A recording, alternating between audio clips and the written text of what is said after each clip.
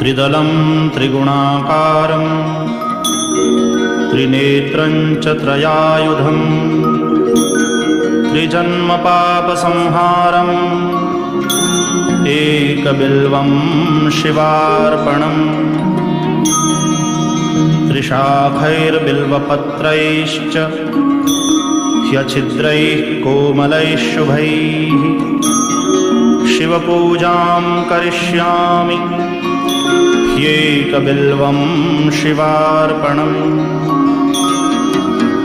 अखण्डबिल्वपत्रेण पूजिते नन्दिकेश्वरे